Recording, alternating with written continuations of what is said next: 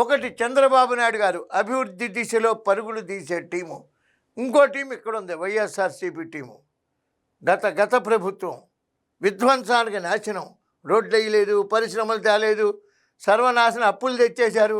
ఏదో గుమస్తాలాగా button నొక్కేసాం, నట్టకుండా button నొక్కేసాం, అప్పులు చేసి రాష్ట్రాన్ని అమరావతి లేకుండా 3 రాజధానులని 3 ముక్కలు ఆటలాడి ఇవాళ మళ్ళీ ఏదో కొత్తగా మావిగాన్ని అంట. మరి అప్పుడేమైంది? నీవు అధికారంలో ఉండగా 5 ఏళ్ళు అప్పుడు మావిగాన్ని కట్టేయచ్చు కదా. మావిగాన్ని కడతారో మీకన్నా కడతారో ఎవరికన్నా కడతారో కట్టచ్చు కదా.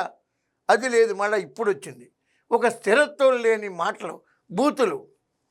ఇక్కడ అభివృద్ధికి చిరునామా. ఎన్ని రోడ్లు వేశారు, ఎన్ని పరిశ్రమలు తెచ్చారు, అమరావతి ఎంత పెట్టుబడి వచ్చింది, ఏమేమి పరిశ్రమలు వచ్చాయి, క్వాంటమ్ వ్యాలీ సంగతి ఏంటి, డేటా సెంటర్ సంగతి ఏంటి, అవి అడగాలి మీరు. చంద్రబాబు నాయుడు గారు ప్యాంట్ వేసుకుంటారు, పంచి ఎందుకు కట్టరు? లోకేష్ గారు స్విమ్మింగ్ పూల్లో అయితే ఎందుకు కొడతారు? స్విమ్మింగ్ పూల్లో కాకపోతే రోడ్డు మీద కొడతారా? నాయుడు గారు పొడుగ్గా ఎందుకుంటారు, నారాయణ గారు పొట్టుగా ఎందుకుంటారు? ఇవా మీరు అధికార పక్షానికి తగరు అని చెప్పి మిమ్మల్ని గెంటేశారు ప్రజలు. ప్రతిపక్షం కూడా తగరా?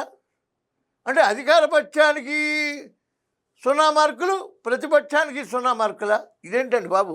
ఇదే రాజకీయ పార్టీ అండి? భారతదేశంలో ఏ రాజకీయ పార్టీ ఎలా ఉంటుందా? ప్రతిపక్ష పాత్ర ఏంటి అనేది మీరు క్వశ్చన్ అడగండి, సమాధానం చెప్పడానికి ప్రతి కార్యకర్త నడుం బిగించి రెడీగా ఉన్నాడు. ఇది మా లక్ష్యం. నాయకులు అక్కర్లేదు, ప్రతి కార్యకర్త తెలుగుదేశంలో ముందుకు వచ్చి మీకు సరైన సమాధానం చెప్పడానికి రెడీగా ఉన్నారు. క్వశ్చన్లు ఉన్నాయా మీ దగ్గర? మీ దగ్గర క్వశ్చన్లు లేవు అంటే మా ప్రభుత్వం అద్భుతంగా పనిచేస్తుందని అర్థం. 29లో ఇస్తారు మరో అఖండమైన తీర్పు ప్రజలు అంటే వచ్చింది.